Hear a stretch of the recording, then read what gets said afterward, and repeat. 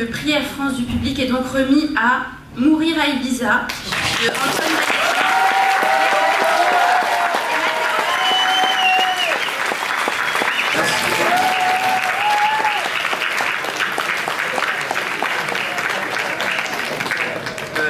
Merci beaucoup au public. Non mais ça nous touche beaucoup parce que pendant très longtemps, pendant qu'on préparait ce film, on n'était vraiment pas sûr qu'il y aurait un public. Et donc on est ravis que le public ait aimé. Voilà. Est-ce que vous avez des choses à dire? Puis voilà, merci à tout le monde, merci aux acteurs, aux actrices qui sont avec nous, ceux qui ne le sont pas aussi, et aux producteurs aussi qui nous ont suivis un peu aveuglément, tous les gens qui nous ont soutenus. Voilà.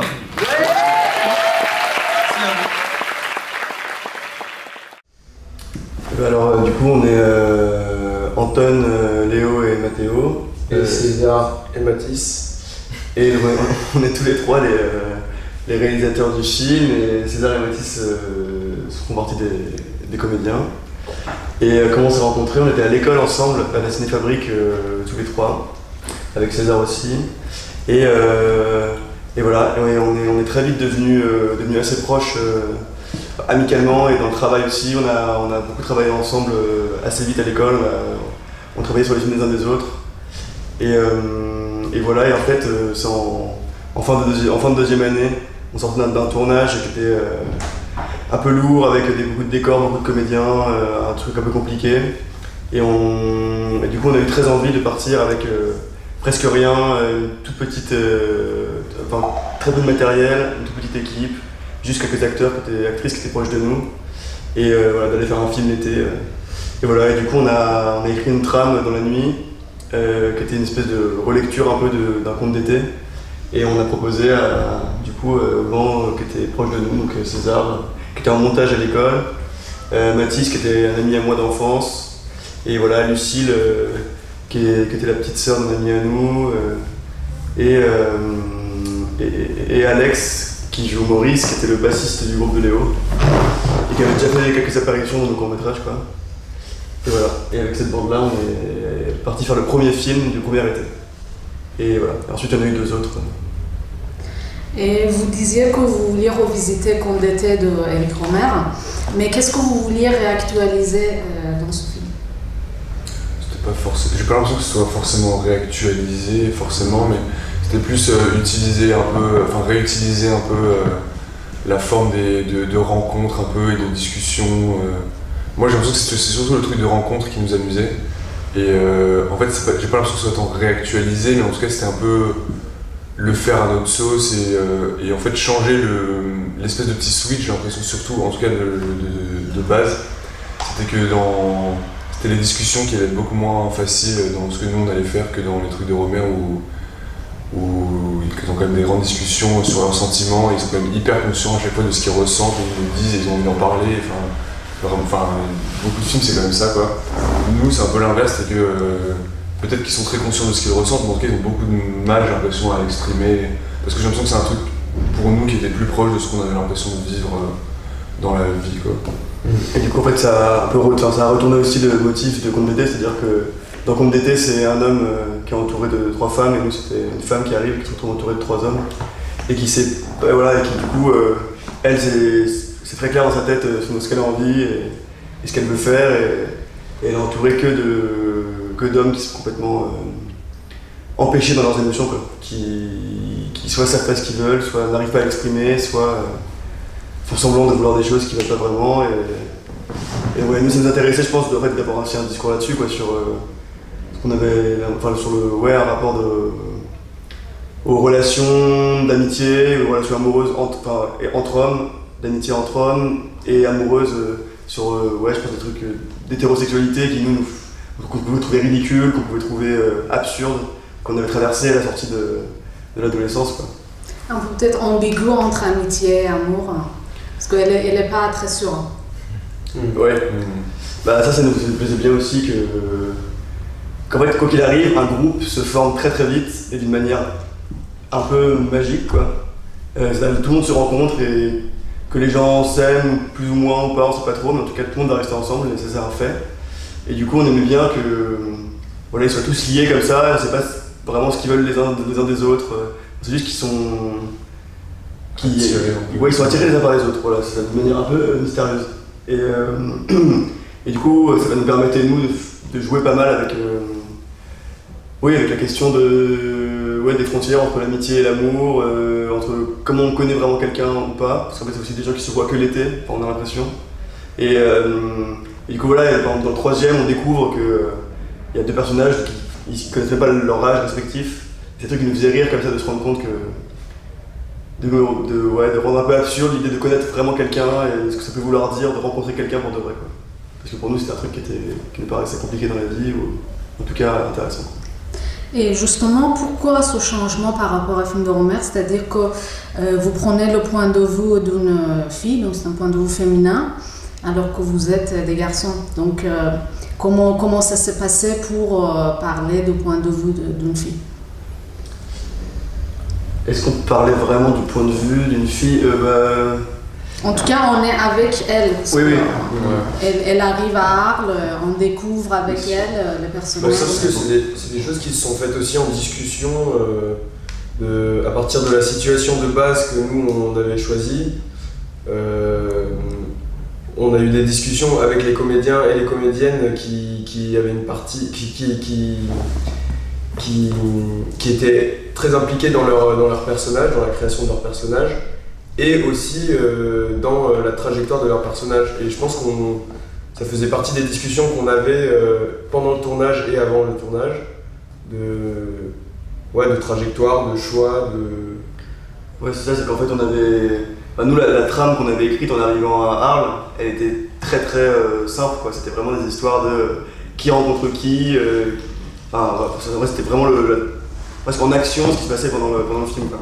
Et du coup, à chaque séquence, vu qu'on travaille en improvisation, du coup beaucoup sur le plateau, on répète, les choses avancent pendant qu'on les fait, quoi. Et du coup, énormément en discussion, et je pense qu'avec Lucille, qui joue Léna, ça a été beaucoup ça, quoi. C'est-à-dire se demander à chaque situation si la façon dont elle envisageait de pouvoir réagir, la façon dont elle envisageait de pouvoir être heureuse ou triste, et comment on pouvait jouer avec ça. Et je pense que du coup, ça s'est fait vraiment ensemble, quoi.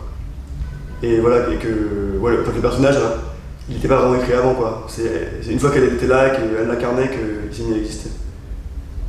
Et pourquoi c'est Lyon? Pourquoi Ibiza, Etretat et Arles? On s'est retrouvés à Arles parce que on avait une amie assez proche qui avait un appartement là-bas et qui voulait bien nous accueillir, et que on connaissait aussi d'autres amis autour de Arles, plus en Camargue et tout ça, et que du coup c'était assez évident en tout cas ils ont accepté tous de nous accueillir, et donc c'était assez évident pour nous que ça pouvait être un bon terrain de jeu, un bon terrain d'exploration, d'improvisation, qu'en plus de ça il y avait tout le côté antique de Arles, avec les gladiateurs, avec des fêtes, les férias, tout ça. Et donc je pense que c'était un territoire qu'on avait envie d'explorer, qu'on avait envie de... Et Ibiza? En fait, il y avait d'abord Etretat. En fait, à chaque fois, vu qu'on a fait 3 étés dans l'ordre, c'est un peu toujours en réaction à la fois d'avant, quoi. Pour pas refaire le même film, mais pour chercher aussi des choses un peu différentes dans les personnages. Et du coup, vu que Arles, c'était vraiment une ville du sud, très chaude, très colorée, très vivante, et une région comme ça, très chaleureuse, on avait envie ensuite de faire l'inverse, quoi. Donc c'est devenu Etretat, qui était une ville beaucoup plus sombre, un peu grise, avec des énormes falaises, qui était beaucoup plus vide, et qui pouvait avoir en elle une espèce de mysticisme presque, quoi, d'histoire de marins, de vent qui siffle tout le temps. Et voilà, et donc parce qu'on avait envie de faire un film plus sombre. Et ensuite, pour Ibiza, en fait, c'était le 3e et dernier. Il fallait que ce soit le feu d'artifice des vacances et la carte postale la plus totale, quoi. Et du coup, Ibiza s'est mis assez vite, quoi, parce que c'était, je sais pas, dans l'imaginaire collectif, j'ai l'impression que c'est l'endroit des vacances par excellence, quoi. Et voilà, et du coup, ça nous faisait beaucoup rire d'emmener nos personnages qui sont quand même pas très à l'aise dans la vie et qui sont jamais très à l'aise avec rien, de les mettre à Ibiza. C'était un premier instinct comme ça qui nous faisait rire. Et voilà, puis après il y a plusieurs autres choses, il y avait le fait que ce soit une île, et qu'il soit coincé sur une île, ça nous plaisait bien pour qu'en fait le groupe à la fin explose et que tout le monde s'en aille. Et que ce soit à l'étranger aussi, ça nous plaisait bien qu'il y ait un rapport à une autre langue que le français. Ça produit de nouvelles situations, une nouvelle façon aussi de sentiments de voyage, de les envoyer ailleurs, quoi, qu'ils soient vraiment plus loin de chez eux qu'avant. Et puis voilà, c'est un monde où se côtoient à la fois des très riches, des anciens hippies, des gens qui juste habitent là et qui travaillent pendant l'été. Et donc voilà, on sentait que ça allait être hyper intéressant pour nous et que même visuellement ça allait être assez... et il y avait des choses un peu grandioses qu'on aimait bien, ça allait avec la comédie musicale, ça allait avec le côté spectaculaire du dernier épisode. Et la Bretagne est évoquée à la fin. Est-ce que c'est un clin d'œil à Contes d'été? Eh ben pas consciemment, non. Mais c'est vrai que... Et en plus, dans Contes d'été, le personnage féminin s'appelle Léna. Et on s'en est rendu compte aussi après. C'était pas volontaire. Mais non, c'est pas un... Non, c'était pas voulu. Est-ce que réaliser à 3, c'était compliqué? Comment vous avez réparti les tâches sur le tournage? Et est-ce que vous étiez synchrone en ce qui concerne l'esthétique, la mise en scène?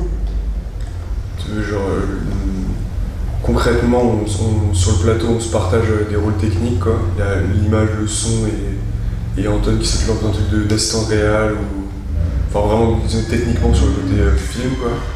Mais après, en vérité, ça se passe plutôt simplement parce que j'ai l'impression que ça se passe pas que entre nous, que les idées doivent traverser tout le monde, quoi. Ça se passe aussi avec les acteurs, du coup, moi j'ai l'impression qu'il y a une ambiance un peu où c'est normal d'avoir tout le monde, avoir la place de donner une impulsion pour toutes les scènes, pour les décors, pour les dialogues, pour tout, quoi, pour les costumes et tout.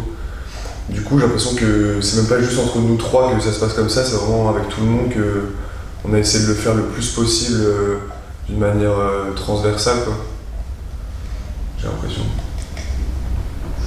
Et pour le casting, donc vous avez parlé un peu, est-ce que vous voulez développer comment vous avez travaillé avec les acteurs?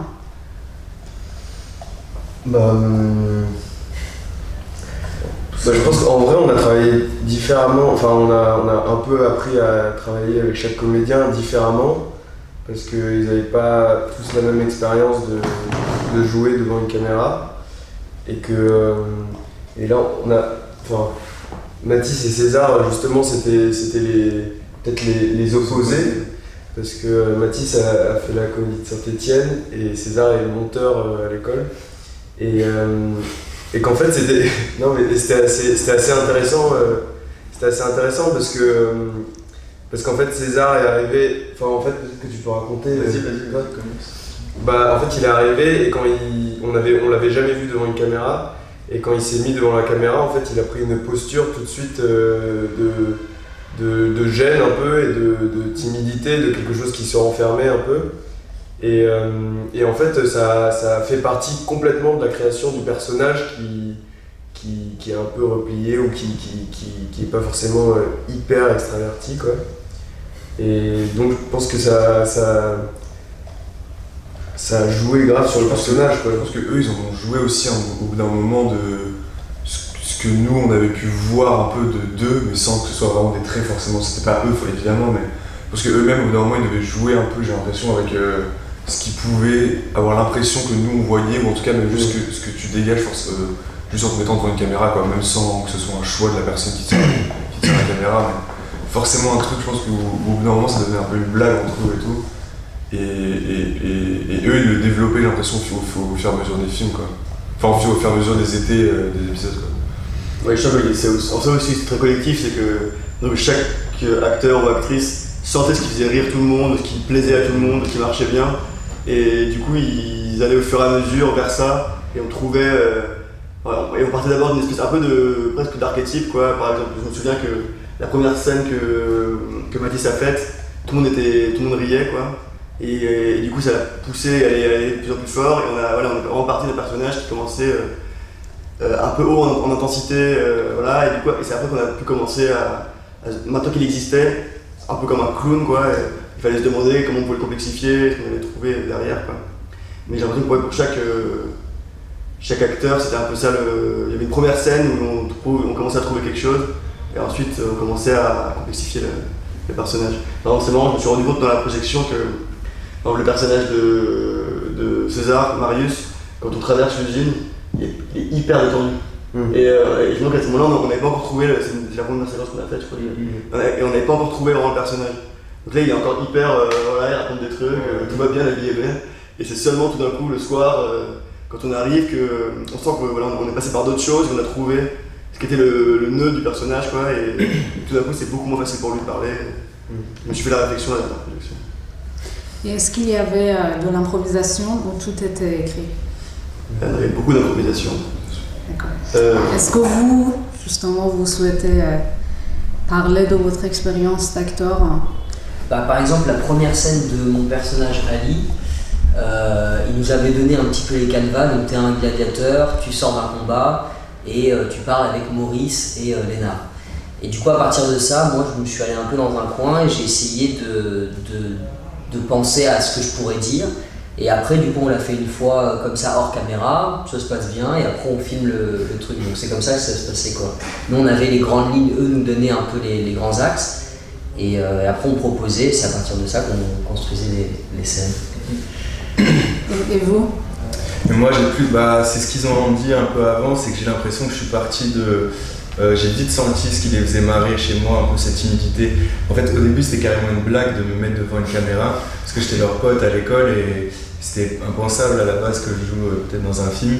Donc ça les faisait marrer, et quand je suis passé devant, en fait, il y avait des prises où ils étaient morts de rire, quoi. Dans la chambre, dans le premier, quand je dois me déshabiller, je crois que ça a fait rire quelques personnes quand je me déshabille. On a dû le refaire 12 fois parce qu'ils étaient morts de rire. Et je pense que c'est un peu à ce moment-là qu'on a trouvé l'aspect comique un peu du personnage et cette timidité-là, mais qui n'est pas très loin de la mienne, quoi, dans la vie. Du coup, voilà, je suis parti de ça. Vos personnages évoluent, et comment vous les avez écrits ou pensés pour... est-ce que c'était spontané ou calculé de comment d'été en été ils changent en fait de personnage? Non, c'était quand même assez calculé. Ils grandissent, on peut dire. On avait envie que ça se voit, en fait, qu'ils changent, en fait. Ouais, et c'était, en fait, souvent on partait de ça, en fait. Je pense que les envies, les histoires, il y avait d'abord les personnages avant les histoires, quoi. C'est-à-dire qu'on n'inventait pas les histoires directement, on disait par exemple... Quel état il est, où est-ce qu'il est, qu'est-ce qu'il fait Je sais pas, qu'on s'est dit, avant le 2, on se disait, bon, il faut faire quelque chose avec Ali d'intéressant, et se demander tout ce qu'il a caché dans le premier, là il faudrait qu'on le découvre, quoi. Et du coup, par exemple le 2, je pense qu'il est vraiment parti de cette discussion-là, de comment on pourrait faire pour qu'on découvre Ali complètement différent, et dans une situation beaucoup plus de fragilité, beaucoup moins sûr de lui, qui craque complètement, qui se pose plein de questions, qui est beaucoup plus cérébral, quoi. Et le 3 aussi, il est parti de ça, il est parti de retrouver Marius sur une île, et qu'il est changé, et que ça fait super longtemps, enfin ça fait 1 an qu'on l'a pas vu, parce qu'elle est trop tard, on a ses lettres, mais on n'est pas vraiment avec lui, et on s'imaginait qu'il avait complètement changé quand on le reconnaîtrait vraiment plus, quoi. Et il y a des gens qui le reconnaissent pas trop non plus, donc... Et il y a les changements de coiffure aussi. Ouais. Et il y a en fait l'autre garçon qui prend le coiffure de l'autre un peu avec des couleurs dorées. C'est pas... Comme s'il vous ressemblait. Pour le coup, c'était pas voulu parce que c'était les aléas des coupes. On a juste demandé à César de ne pas se couper les cheveux parce qu'on voulait qu'il ait un look différent, quoi. Mais ensuite, en fait, il était coloré, du coup, en fait, ça s'est fait. Et la barbe aussi. Et la barbe. Et la barbe qui est hyper importante. Qui est magnifique d'ailleurs. Ouais, qui est très très belle. J'adore. Et comment c'est un grand jeu de la raser. Tu sais beaucoup demandé à quel moment il fallait qu'on rase cette barbe. Mais elle, physiquement, elle change pas. Si, moi je trouve qu'elle change. Beaucoup moins que... Elle change pas de coupe. Ouais, mais je trouve que dans les postures, dans les expressions et tout ça, souvent quand je compare le Ibiza et Arles, j'ai l'impression de l'avoir plus jeune, beaucoup plus jeune, quoi.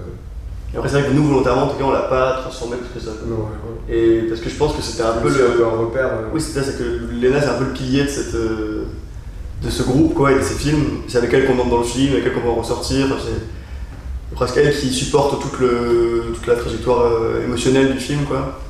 Et Et en plus, ça, c'est un truc auquel on a beaucoup réfléchi aussi, quoi, comment on pouvait la faire rester solide tout le long et en même temps s'intéresser à elle aussi de différentes manières.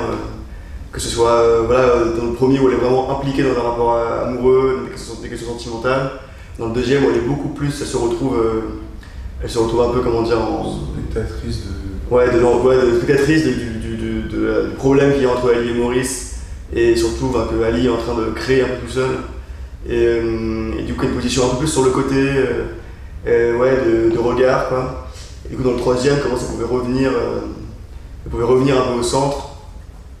Et voilà, et je pense que dès le début, aussi dès que l'écriture d'Ibiza, on savait que c'était avec elle qu'on allait partir. Et donc voilà, on a un peu visé juste ces choses-là, mais c'est vrai qu'elle reste assez droite dans ses baskets. Et l'écriture de scénario, ça a pris combien de temps? De début à la fin, est-ce que ça a pris vraiment 3 ans ou un court temps? On a écrit vraiment au fur et à mesure chaque film, parce que quand on a écrit Arles, vraiment on l'a écrit on l'a même pas vraiment écrit, on en a discuté pendant une nuit, en donnant des idées et tout ça, et en se mettant d'accord sur une situation, sur un peu la trame narrative qu'on avait envie de donner. Et ensuite, on est parti avec un séquencier, quoi. Et je sais pas, à chaque fois on a fait un peu ça, à Etretat on s'est retrouvé une petite semaine avant. C'était de plus en plus long, quoi, au fur et à mesure. Et voilà, et à Ibiza on a essayé de vraiment se poser sur Ibiza, c'est vrai qu'on a eu plus de temps à écrire. On a passé un mois. On a commencé à Paris et ensuite on est parti 2 semaines pour finir d'écrire. Souvent en fait on écrit d'abord, on écrivait ensemble en dehors des villes. Et dès qu'on commençait à avoir une trame, on partait juste avant le tournage. Et là on réadaptait tout notre scénario aux gens qu'on rencontrait, la ville comment elle est en vrai, toutes les idées qui nous venaient naturellement quand on se baladait, quoi. Mais Ibiza, c'est vrai que ça nous a pris quand même pas mal de temps. Et est-ce que sur les 3 épisodes, vous avez travaillé avec des différents matériaux? Parce que comme on a l'impression que l'image n'est pas la même, on n'a pas la même qualité d'image. Est-ce que la caméra et tout le matériel technique c'était différent? Comme tout dans le film, tout a évolué, le matériel aussi a évolué. Et on a commencé Arles avec une caméra DV et une perche, un micro et un HF. Et ensuite, plus on a avancé, plus on a upgradé de matériel. Et ça nous plaisait aussi.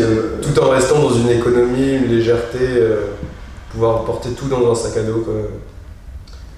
Et c'est ce qui nous permettait aussi de tourner en pirate, de tourner un peu partir comme ça. On sentait bien que ça allait être chouette, en vrai qu'il y ait une évolution de l'image aussi. Assez rapidement quand même, on savait qu'on allait changer tous les ans de caméra. Parce qu'un autre truc est plus visible, on était sûr qu'on allait vouloir le faire évoluer pour sentir encore plus le temps qui passe et tout ça.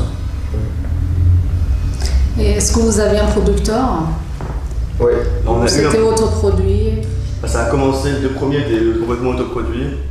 C'est comme si on partait en vacances avec nos potes, quoi. Donc le premier c'est vraiment, c'est à peine posé la question de l'argent, quoi. Je pense qu'on a partagé entre tout le monde.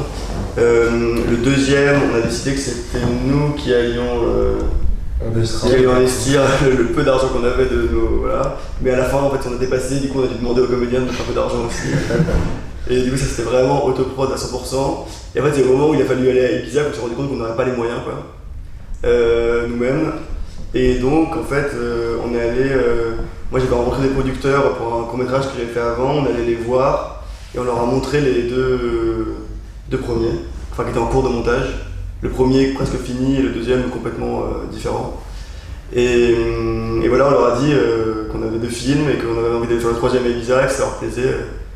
On était prêts à le faire ensemble, quoi. Et ça leur a plu. Et du coup là on a trouvé un peu d'argent. Et on a assez pour aller tourner, quoi, et dans des conditions quand même sportives, mais on est quand même allé tourner.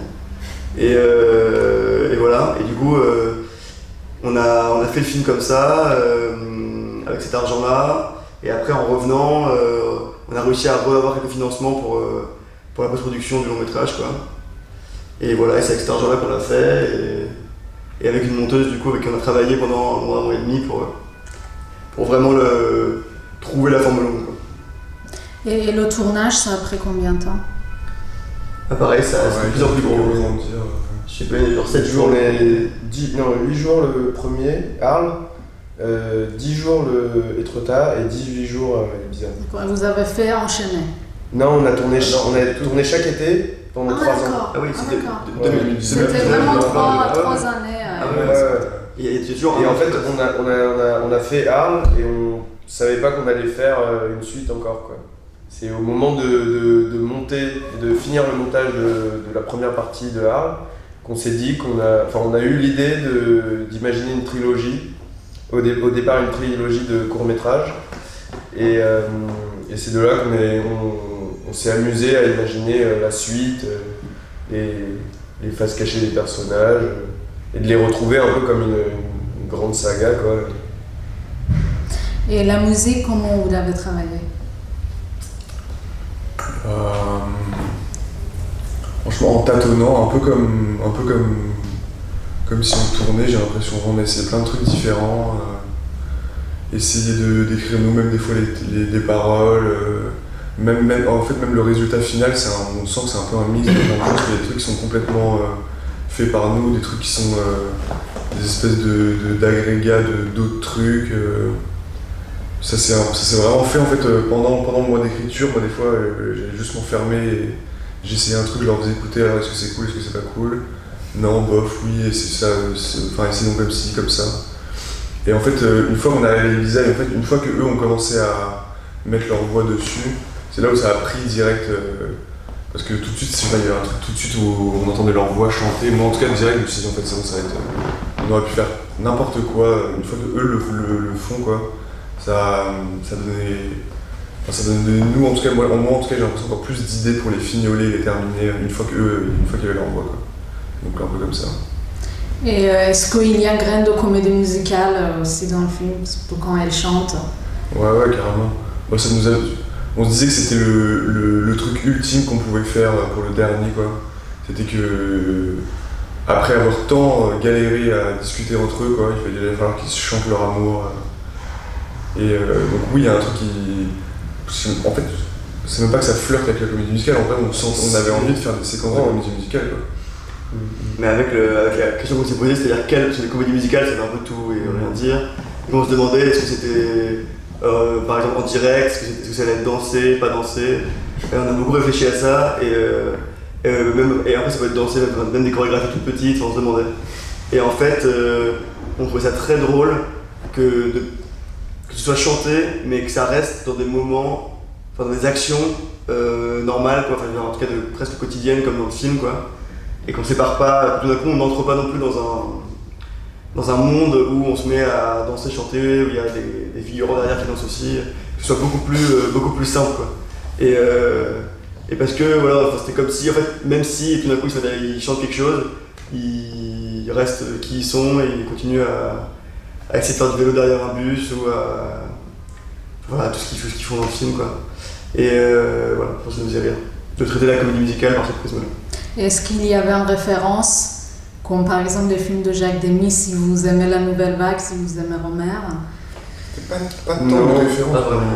Non, on n'avait pas de référence pour la comédie musicale parce que Léo et moi, on n'aimait vraiment pas ça. On n'aime pas la comédie musicale et c'est que en faisant une qu'on s'est mis à regarder des films de comédie musicale et les apprécier. Et moi d'ailleurs, et en plus je trouve que par rapport à ce qu'on dit là, Jacques Demy c'est quand même un peu l'opposé. Lui il est vraiment en référence des comédies musicales classiques hollywoodiennes. Une chambre en ville. Oui mais c'est très artificiel, quoi. Il mélange vraiment ça avec un réalisme. Bon, j'ai l'impression. Et du coup, je pense que si on a peut-être plus en référence, c'est des films chantés, quoi, c'est-à-dire des films où ils se mettent à chanter, qui sont pas exactement des comédies musicales, quoi. Je sais pas, on reconnaît la chanson, des choses comme ça, on y avait pensé.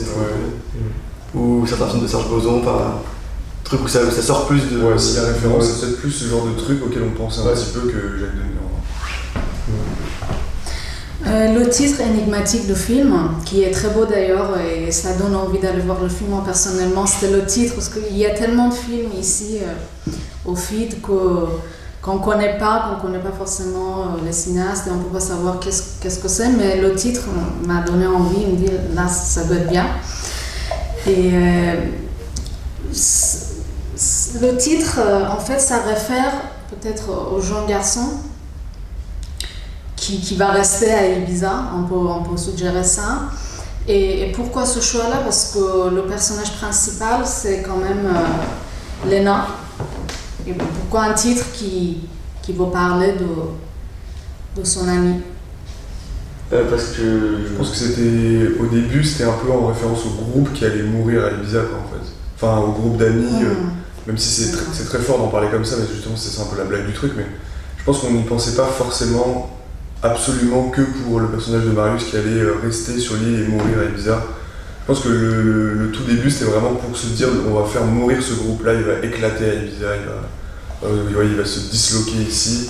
Vu que la première image qu'on savait, dont on était sûr, c'était Lena qui se barre sur le ferry, qui dit adieu à l'île, et au film, et aux personnages, et à nous, et à tout le monde. Enfin, on se disait ok, il faut que ce soit une espèce d'adieu général. Et vu qu'on avait un désir comme ça, un peu de fanfare, même là quand j'en parle, j'ai encore le truc quoi.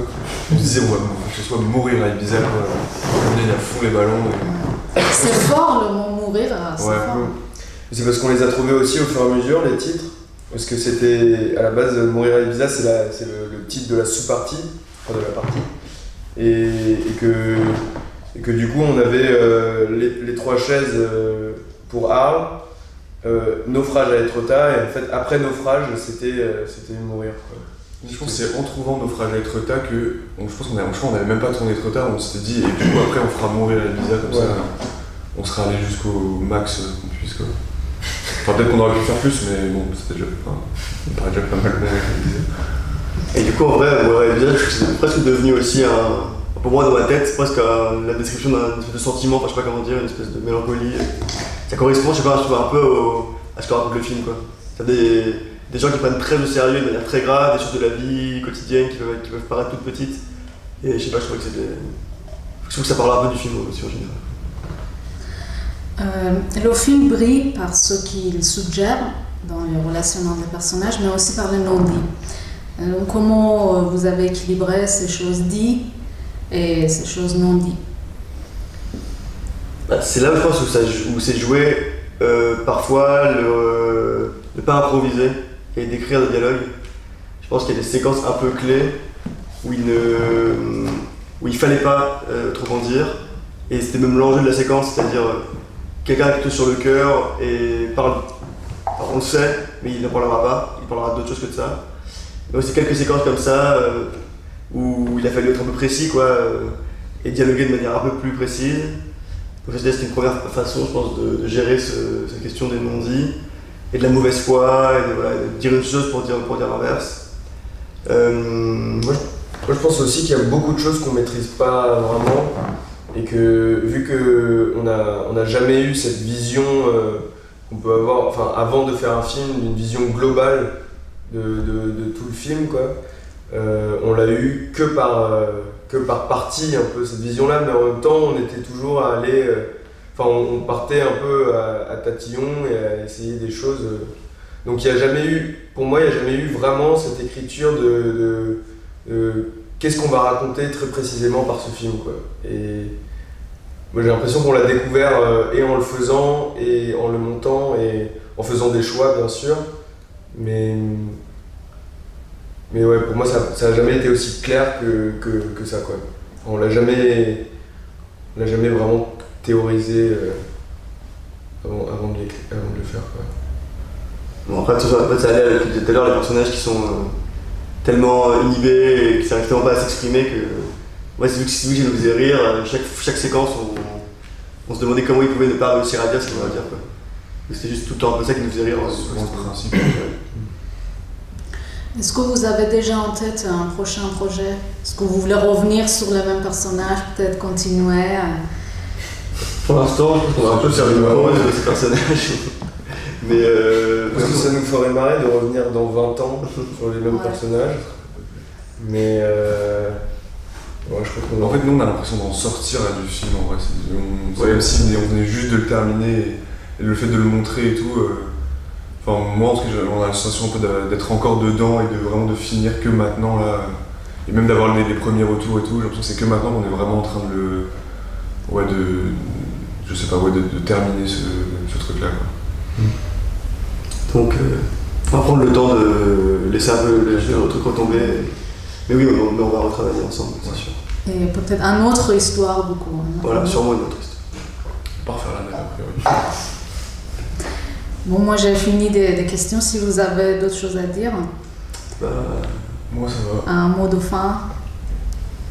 Comment vous avez vécu l'expérience de Fit Marseille? Ouais, en vrai, on est très très contents d'avoir été accueillis ici. Et il y a eu un très très bel accueil. Et vous connaissiez déjà? Vous êtes déjà venu? Non, mais non. Non, on n'est jamais... Enfin, moi j'étais passé une fois au FIT, mais... Bon, en tout cas, on n'a jamais vraiment fait le festival comme ça du début à la fin. Et on a eu aussi des retours qui ont remis pas mal de choses en question et qui ont ouvert des discussions et qui étaient très intéressants. Et voilà, je pense que ça nous permet d'évoluer, de continuer à essayer de faire des choses mieux. Et ça va faire connaître votre film aussi? Oui, bon, on espère du coup que le film va être... Il va sortir quand? On ne sait pas encore exactement, potentiellement en 2023. D'accord. À suivre. Bon, merci beaucoup. Merci. Merci à vous.